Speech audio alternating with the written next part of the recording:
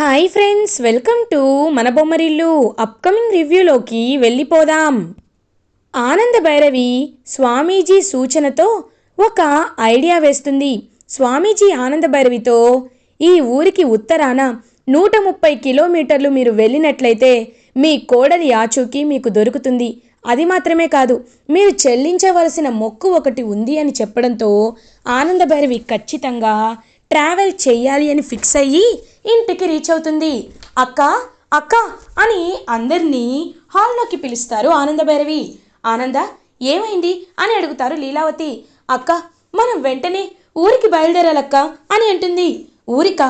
ఎక్కడికి ఆనంద అని అడుగుతారు. స్వామీజీ చెప్పిన విషయాలు చెప్తుంది ఆనంద భైరవి.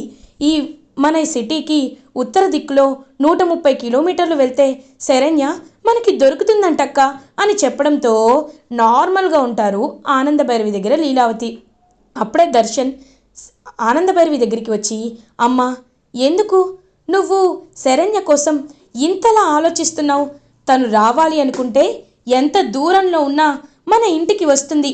కానీ తను దొంగతనం చేసింది కాబట్టి రావటం లేదు. అలాంటప్పుడు తన కోసం మనం ఎందుకు మన టైంని వేస్ట్ చేసుకోవాలి అని అంటాడు దర్శన్. దర్శన్, ఈ అమ్మ మాటని కూడా నువ్వు వినవా? చూడండి, ప్రపంచమంతా శరణ్యని తప్పు పట్టినా నేను మాత్రం తన వెనకున్న మంచి హృదయాన్నే చూస్తాను, కారణానికి వెనకున్న న్యాయాన్నే చూస్తాను. అంతేకాని మీలా కళ్ళతో చూసింది నేను నమ్మను. వస్తే రండి, లేకపోతే నేనొక్కదాన్నే వెళ్తాను అని అంటుంది ఆనంద భైరవి. ఆనంద, ఎప్పుడు నీదొక మాట మాదొక మాట లేదు. ఈ శరణ్య వల్లే మన మధ్య మాటల విభేదాలు వస్తున్నాయి. ఆనంద, నువ్వు చెప్తే మేము రాకుండా ఉంటామా? రేపే అందరం కలిసి ఆ ఊరికి బయలుదేరదాం అని అంటారు లీలావతి. కాంచన అనన్య గమనిస్తూ, అమ్మి, ఏంది వీళ్ళు ఊరికి ఉత్తరాన దక్షిణాన అని ఏదేదో చెప్తున్నారు? ఒకవేళ శరణ్య అక్కడ ఉందంటావా అని అంటారు. అమ్మా, అది ఉంటే ఏ లాభం? దానిపై పడ్డ దొంగతనం నింద ఊరికే పోతుందా ఏంటి? పోదు కదా అని అంటుంది శరణ్య గురించి అనన్య. ఇది ఇలా ఉండగా మార్నింగ్ అవుతుంది. ఆనంద భైరవి ఫ్యామిలీ ఊరికి ఉత్తరాన 130 కిలోమీటర్లు ట్రావెల్ చేస్తారు. అప్పుడు వాళ్ళకి ఒక ఊరు కనబడుతుంది. ఇంకా ఊరిని మొత్తం గమనిస్తారు ఆనంద భైరవి. వెంటనే ఆ ఊరి ప్రెసిడెంట్ దగ్గరికి వెళ్ళి అతనితో మాట్లాడి మేము కొద్ది రోజులు ఈ ఊర్లో ఉంటామని చెప్పి ఒక గెస్ట్ హౌస్ని తీసుకుంటారు. ఇంకా గెస్ట్ హౌస్లో పని వాళ్ళు కూడా అందరూ ఆనంద భైరవి ఫ్యామిలీకి నమస్కారం చేస్తూ ఉంటారు. అమ్మ, ఇదిగోండమ్మా, ఈ అమ్మాయి పనమ్మాయి, మీరు ఏ పని చేయాలన్నా తను మీకు చేసి పెడుతుంది అని అంటారు. ప్రీతి వెంటనే, అక్కర్లేదండి, మాకు ఆల్రెడీ 2 పని వాళ్ళు ఉన్నారు అని చూపిస్తుంది. అనన్య కోపంగా చూస్తూ ఉంటుంది ప్రీతి వైపు. వంట మనిషి పేరు సీతమ్మ, రుచిగా వండి పెడుతుంది. తనకి నేను చెప్పొస్తానమ్మా, తను మీ దగ్గరికి వచ్చి మీకు వంట చేస్తుంది అని చెప్పి ఆ పని అతను అక్కడి నుండి వెళ్ళిపోతాడు. ఇది ఇలా ఉండగా శరణ్య ఆ అఖండ దీపం దగ్గరికి వస్తుంది. ఈ అఖండ దీపం ఎప్పుడూ లేనంత పెద్దగా వెలుగుతోందే అని చూస్తూ ఉంటే ఆ బామ్మగారు కూడా చూస్తూ ఉంటారు. ఇది ఇది ఒక శుభసూచకమమ్మా అని మురిసిపోతూ ఉంటారు. బామ్మగారు, ఏమంటున్నారు మీరు అని అంటారు. అవునమ్మా, ఈ జ్యోతి ఇప్పటి వరకు సాదాసీదాగానే వెలిగింది, కానీ ఇప్పుడు జ్యోతి ఇంకా ఇంకా వెలుగుతుంది. కాబట్టి అఖండ దీపం ఇంతలా ప్రకాశిస్తుంది అంటే నా కూతురు నాకు దగ్గరైనట్లు అనిపిస్తోందమ్మా. నా కూతుర్ని నేను చేరుకుంటాను అని మురిసిపోతూ ఉంటారు ఆ బామ్మగారు.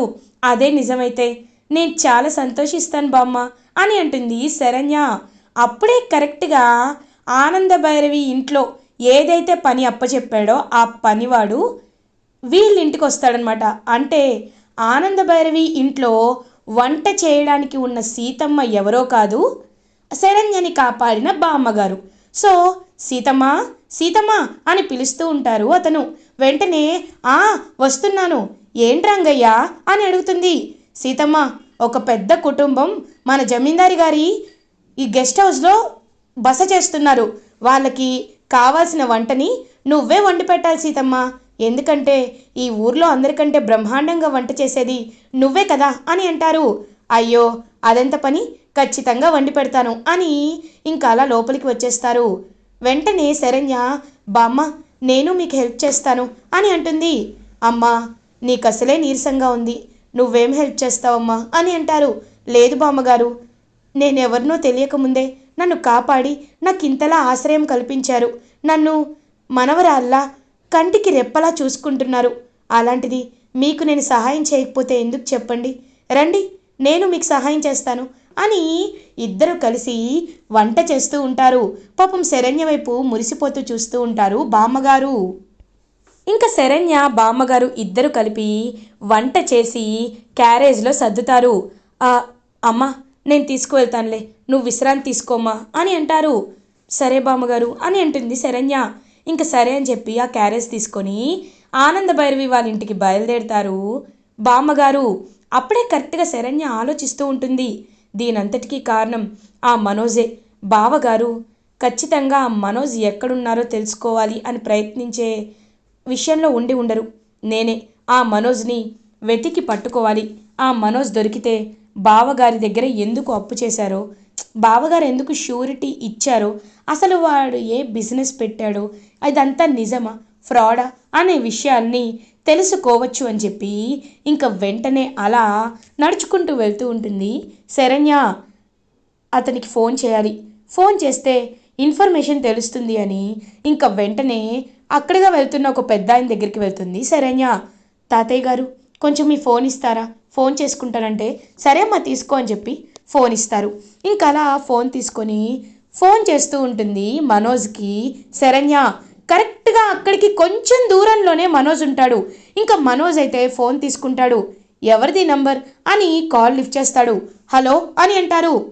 నేను శరణ్యని మాట్లాడుతున్నాను, మీకు రోహిత్ తెలుసు కదా అని అంటారు. రోహిత అని కాల్ కట్ చేసేస్తాడు. ఇదేంటి కాల్ కట్ చేశాడు అంటే ఖచ్చితంగా వీడికి ఏదో ఏదో సంబంధం ఉంది. రోహిత్ బావగారి దగ్గర నుండి తప్పించుకోవాలని ప్రయత్నిస్తున్నాడు. ఒకవేళ నిజంగా ఇతను బావగారి ఫ్రెండే అయితే అవును నేను తన ఫ్రెండ్ నేను ధైర్యంగా చెప్పేవాడు. బావగారి పేరు వినగానే ఫోన్ కట్ చేశాడు అంటే ఏదో తేడా కొడుతుంది.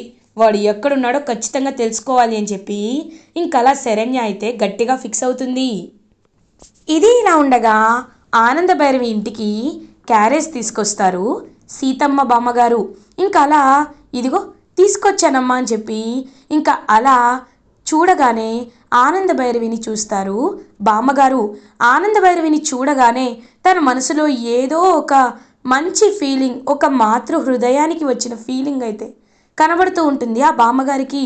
బామ్మగారిని చూస్తూ అలా ఉండిపోతుంది ఆనంద భైరవి. అమ్మ మిమ్మల్ని ఎక్కడో చూసినట్టు అనిపిస్తుంది అని అంటుంది ఆనంద భైరవి.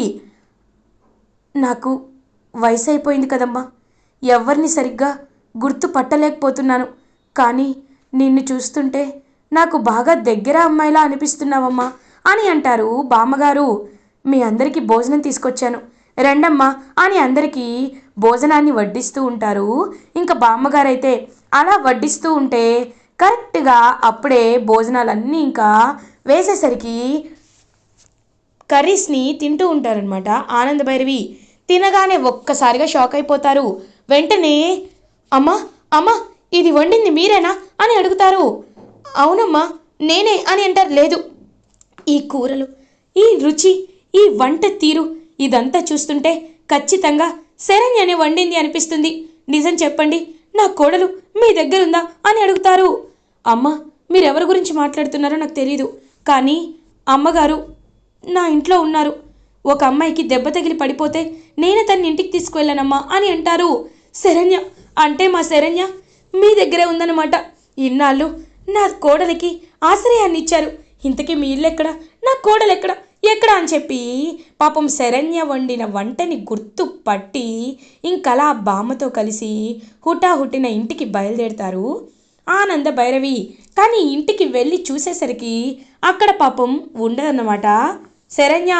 ఇదేంటి అమ్మాయి ఇక్కడే ఉండాలే, అమ్మా అమ్మా అని మొత్తం పిలుస్తూ ఉంటుంది. కానీ శరణ్య ఎక్కడ కనబడదు. అమ్మా ఈ అమ్మాయిని చూసారా, మా ఇంట్లో ఉంది కదా అని పక్కింటావని అడుగుతుంది.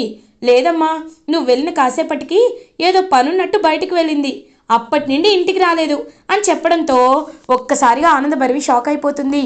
ఒకవేళ మేము వచ్చామని తెలుసుకొని వెళ్ళిపోయిందా అని ఆలోచనలో పడతారు ఆనందభైరవి.